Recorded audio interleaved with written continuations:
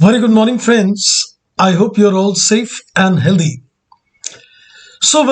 I have been discussing in this too some specific paras with you, and today we're going to take some more insights on the valuation of inventory.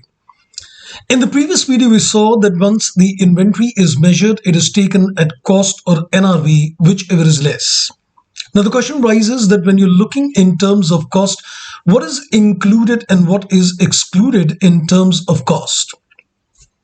Well, I think one way is that look at the standard and just remember that what is taken and what is not taken. But I think I am going to look at the measurement of cost in terms of three aspects.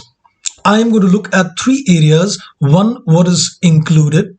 One, what is not included, and one is which may or may not be included. Interesting, isn't that so? Let's dig further in terms of three relevant paras which are given in terms of Index 2 as far as the inventory valuation, what is included or excluded in cost. CA के results आने वाले हैं और समय आ गया है कि CA में अनअकैडमी के जो चैंपियंस हैं उनको रिवॉर्ड दिया जाए और इसके अंदर जिन बच्चों की रैंक दिसंबर 21 अटेम्प्ट के अंदर रैंक 1 to 10 आती है, they can get 10 times the subscription fees refund और जिनकी रैंक 11 to 50 आएगी उनको मिलेगा 3 into subscription fee refund. Sir, इसके लिए क्या करना होगा? ये ऑफर उनके लिए एप्लीकेबल है जो प्लस और आइकॉनिक सब्सक्राइबर्स हैं, लर्नर्स हैं, और इसके लिए आपको डिस्क्रिप्शन बॉक्स में एक लिंक मिलेगा जिसे आप फिल कीजिए और अपने रिजल्ट्स के साथ साथ ये अवार्ड्स लीजिए।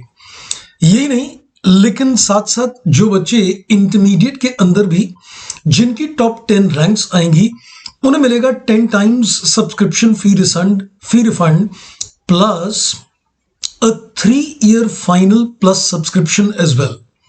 और जिनकी रैंक आएंगी 11 to 50 उन्हें भी 3 times the subscription fee refund और 3-year की final plus subscription.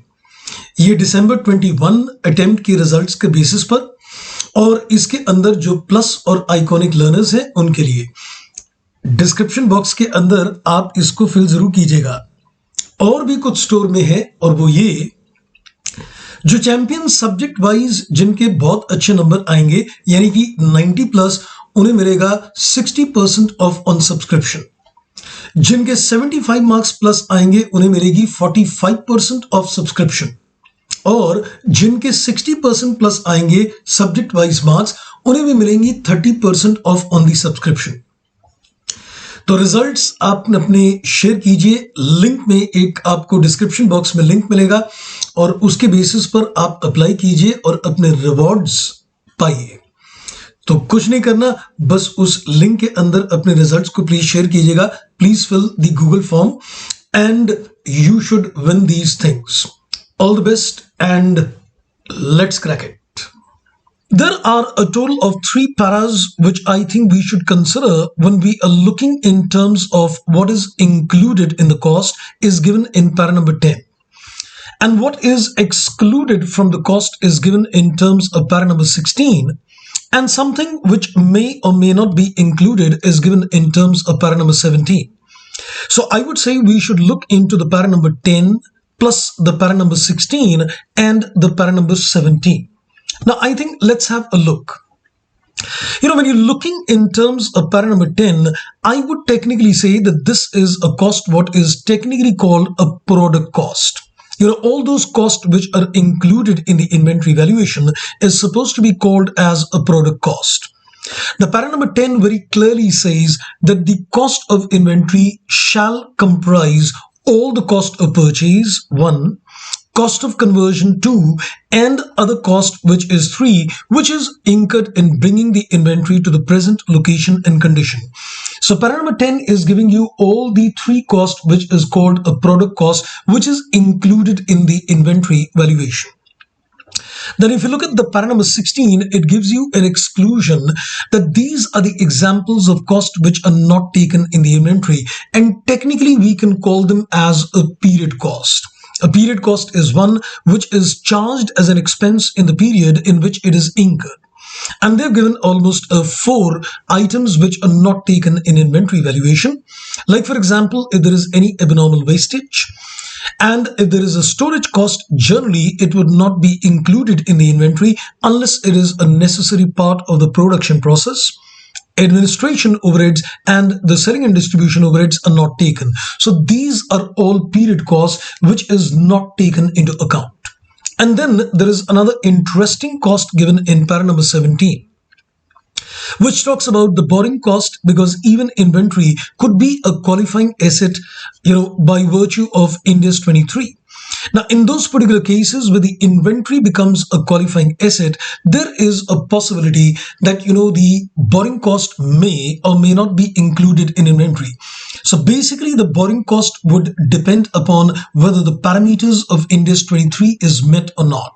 So if the inventory becomes a qualifying asset, the entity would include it as a part of the product cost. But if the parameters of Ind AS 23 is not met, then it is not taken.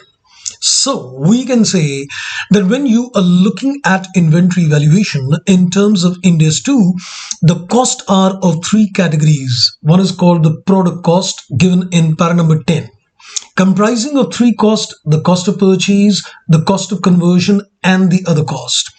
Then there is a cost which is given in para number 16, the period cost, which is outrightly not taken in the inventory valuations. And for examples: abnormal wastage, then there is storage cost, selling and distribution, and administration. And finally, we can say the para number 17, which may be a product cost or it may be a period cost, all depends upon whether the inventory turns out to be a qualifying asset or not. Isn't that pretty interesting indeed? We're going to dig a little more in terms of these costs, especially when we come to the product cost and we look at the concept of the cost of conversion. We're going to talk more of this in the coming video. That's all in this particular video. Thank you for watching. Bye-bye and take care.